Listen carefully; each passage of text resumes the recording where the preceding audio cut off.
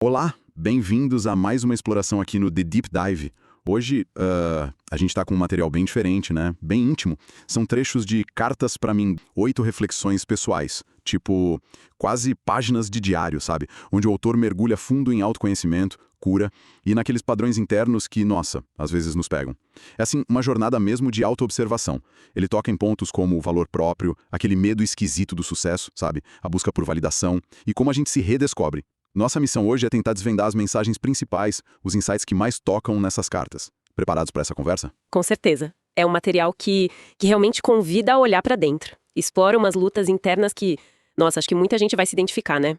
Vamos ver como o autor navega por essas questões complexas de percepção de si, do medo, da aceitação. É bem rico. Então vamos nessa. A primeira carta já começa com uma ideia, assim, bem impactante. A sensação de só se sentir real, de só existir quando o outro está olhando, validando. Ele conecta isso direto com a infância, onde a atenção, da mãe significava segurança, amor. Exato. Ele até cria uma regra interna, quase que invisível. Se me veem, existo. Se vão embora... Aí eu desapareço. Nossa, que forte isso. E como isso reverbera na vida adulta, né? Muito. E o mais interessante, como você disse, não é só ver a carência ali. Não mesmo. É entender como um mecanismo de sobrevivência, que foi aprendido, né? Uma estratégia lá da infância que ficou, que se espalhou pra tudo. Relacionamento, trabalho, aquela coisa de precisar ser útil o tempo todo, sabe? Disponível.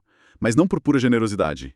É mais por um medo lá no fundo de deixar de existir simbolicamente se não for mais útil.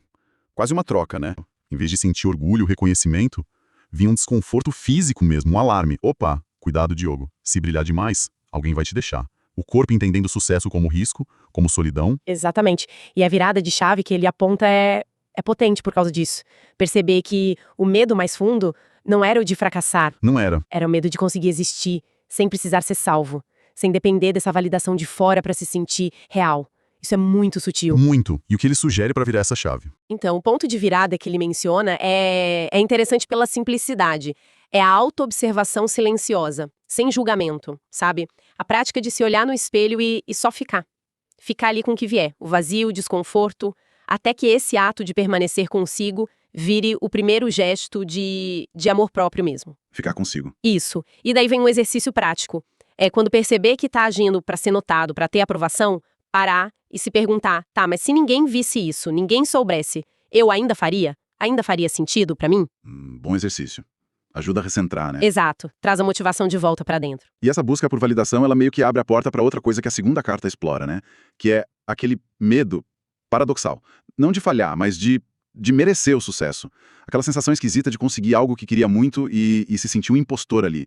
Ah, isso aqui é pros outros, não pra mim. Sim, totalmente. Ele descreve bem a autossabotagem que surge aí, né? A desconcentração, uns esquecimentos bem na hora que as coisas começam a dar certo. É o corpo gritando, alerta, cuidado, tá indo pra um lugar desconhecido. E você acha que isso vem de onde? O texto sugere algo? Olha, conecta muito com uma crença raiz que muita gente carrega, né? Aquela ideia de que amor, valor, tá tudo ligado a sacrifício, a dificuldade, tem que ser suado pra valer. Daí vem essa desconfiança da leveza, sabe? Quando algo vem fácil, a gente já fica, qual a pegadinha? Aquela sensação de estar sempre devendo algo. A pergunta que fica martelando, será que eu posso aceitar isso de boa, sem vir uma conta alta depois?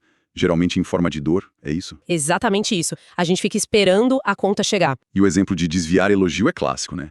Ah, não foi nada, foi sorte. Clássico. Mas a análise dele vai fundo. Não é humildade, é medo. Medo de que o sucesso isole, que se você se destacar, vai ficar sozinho. Putz. E a frase que ele usa pra resumir é cortante mesmo. Você não tem medo de merecer. Você tem medo de se ver livre da dor que te fazia pertencer. Pesado, né? A dor como cola. Como elo de pertencimento. Distorcido, claro, mas um elo. Muito pesado. E como ele sugere lidar com isso? Então, essa ideia de lealdade invisível à dor, talvez a história da família, como ele cita a mãe, é bem central. A crença de que ser leve e ter sucesso seria trair esse passado de luta. A cura, segundo o texto, começa quando a gente percebe que honrar a história não é repetir. É transformar. É poder fazer diferente. Faz sentido. E a prática? A prática é bem concreta. Treinar, receber. Um elogio, uma ajuda, um presente, sem aquela necessidade imediata de se justificar, de diminuir, sabe? Só acolher, respirar e acolher. Repetir isso até que o ato de receber se torne natural, prazeroso, sem culpa. Isso tem tudo a ver com a terceira carta, né? que fala da armadilha da falsa humildade. Exato. Aquela confusão entre ser uma pessoa boa, prestativa, compreensiva, que cede fácil, e na verdade estar se anulando por medo. O autor admite, eu me diminuía para caber. Falar baixo, elogiar os outros para não ser o foco. Sim, e o texto desmonta essa humildade. Mostra como ela é, na verdade, um mecanismo de defesa bem sofisticado. Nasce do medo da rejeição, da comparação, medo de virar alvo se brilhar demais. A crença escondida é, se eu aparecer muito, vão me deixar. É quase uma estratégia para controlar o ambiente, sabe? Uma estratégia de controle. Interessante, mas que custa caro, né? Custa a própria vitalidade, a própria força. O texto chega a chamar de fuga, ego disfarçado de bondade, carência vestida de modéstia. É forte. Uau! E a saída? A virada? A virada é perceber que a humildade de verdade reconhece o valor de todo mundo, inclusive o seu próprio. Ele até descreve o alívio que sentiu quando conseguiu dizer eu sou bom nisso, sem sentir culpa. Que libertador isso deve ser. Demais. E a ideia de que a sua luz não apaga a do outro. Pelo contrário, pode até inspirar, iluminar o caminho para mais gente. Legal. E tem prática para isso também. Tem. É reconhecer ativamente, todo dia, coisas que você faz bem. Pode ser pequeno. E o ponto-chave, afirmar isso para si. Talvez até em voz alta no começo. Isso é meu, eu fiz bem, eu reconheço. E aí, observar a culpa, o desconforto que podem surgir, olhar para eles como fantasmas do padrão antigo. E ficar ali, respirando, até que aceitar o próprio valor fique menos assustador. Entendi. Persistir na autoafirmação, mesmo com o desconforto inicial. Exatamente. Seguindo, a quarta carta aprofunda essa relação. Culpa, sucesso e a tal lealdade à dor. A ideia de que tudo que tem valor precisa doer. Isso. Que muitas vezes a gente aprende vendo o esforço dos pais, né?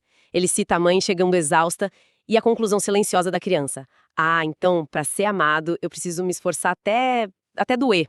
E aí o sofrimento vira quase parte da identidade, né? Lutar, carregar peso, vira sinal de dignidade. Exatamente. E nesse cenário, o sucesso que vem com leveza parece quase uma traição. Se eu for feliz demais, eu deixo de pertencer à minha tribo, à minha história. Fica essa coisa, né? E isso alimenta a autossabotagem de novo. De novo, como um jeito de pagar o pedágio pela felicidade, para se manter fiel àquela narrativa de dor. O autor diferencia bem, isso não é responsabilidade, é culpa. E a voz interna que ele descreve é, nossa, impactante. Você não tem medo de vencer. Você tem medo de não precisar mais da dor que te fazia sentir amado. Uau! A dor como fonte de amor distorcida. O medo seria então que prosperar significasse abandonar quem ficou para trás no sofrimento, tipo a mãe? Exatamente. Como se a felicidade pessoal fosse um ato de deslealdade afetiva. E aí, de novo, a autossabotagem aparece. Parar projetos bem perto do fim por causa dessa lealdade inconsciente à dor da família. E como? Como sair desse ciclo? O que a carta sugere? A cura, nesse ponto, passa por dissociar esforço de valor. Perceber que a luta da mãe era o jeito dela de amar, o contexto dela, não um contrato que a gente tem que repetir para sempre. Honrar a história pode ser justamente viver diferente. Abraçar a leveza que talvez não foi possível para eles. É uma outra forma de honrar. Uma ressignificação bonita.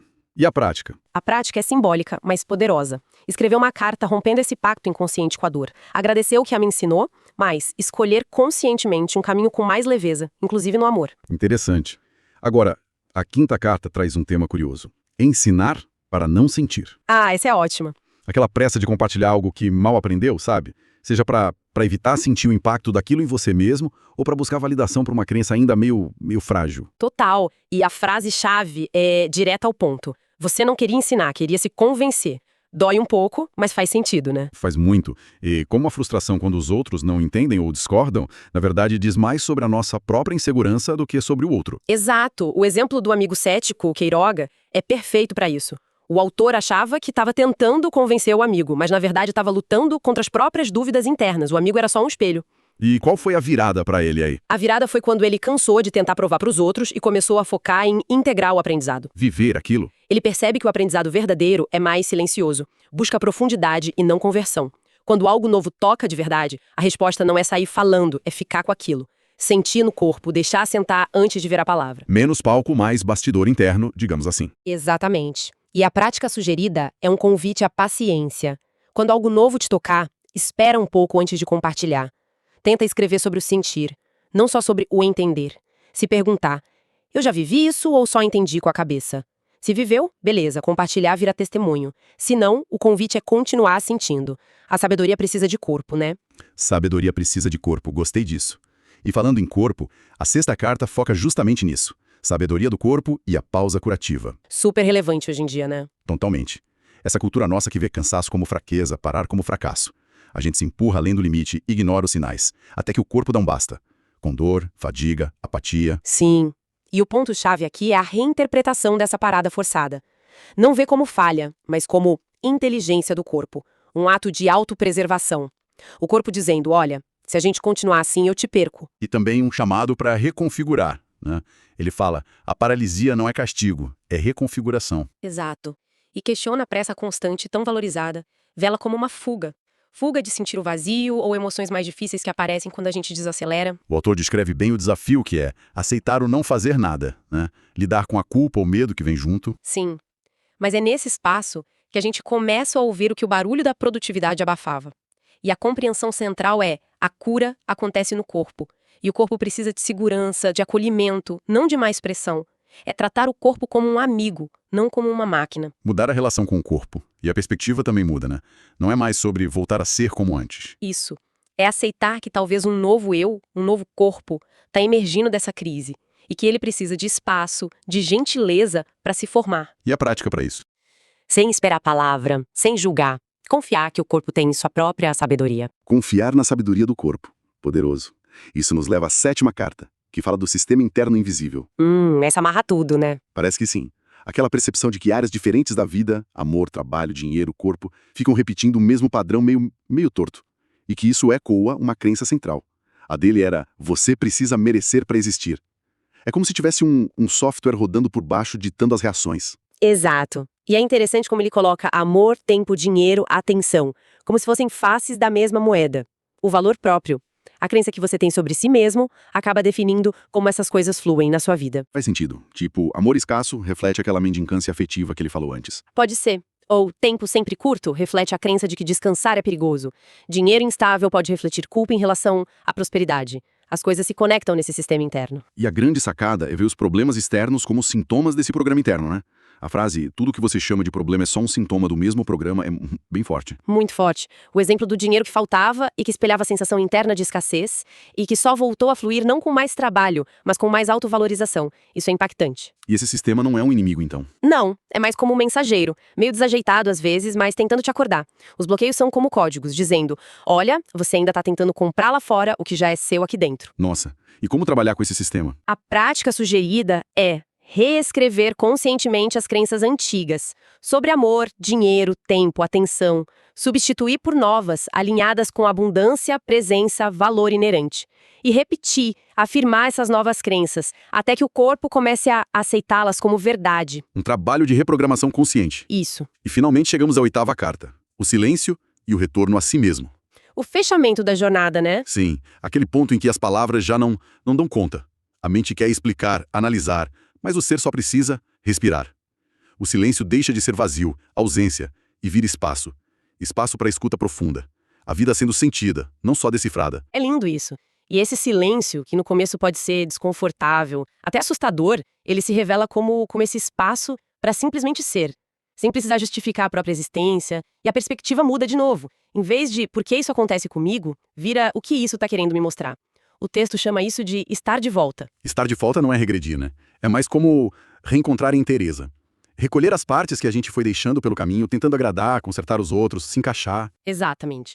A jornada não é sobre se tornar outra pessoa, mas sobre lembrar quem a gente já é, por baixo das camadas que foram se acumulando. A cura vira um estado de presença contínuo, e a paz vem de não resistir mais ao que é. É muito profundo mesmo.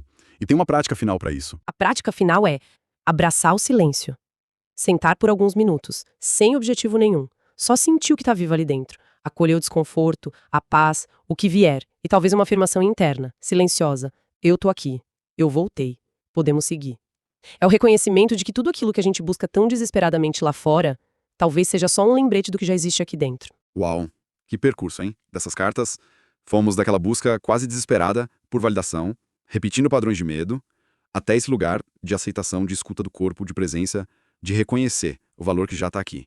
Foi realmente uma transformação descrita ali. Sim, uma exploração muito profunda, né, de como essas nossas crenças internas, muitas vezes invisíveis, moldam a nossa realidade e como a consciência, a presença, podem ajudar a gente a reconfigurar isso. E fica aquela reflexão final do texto que é quase um convite para cada um que está ouvindo, né? E se toda a cura for, no fundo, o reencontro com o que nunca deixou de estar em nós? É algo poderoso para a gente levar e pensar a respeito. Com certeza. Com essa pergunta potente ecoando, a gente encerra essa nossa conversa de hoje. Esperamos que tenha sido tão esclarecedor e instigante para quem ouviu quanto foi para a gente aqui. Muito obrigado pela companhia e até a próxima.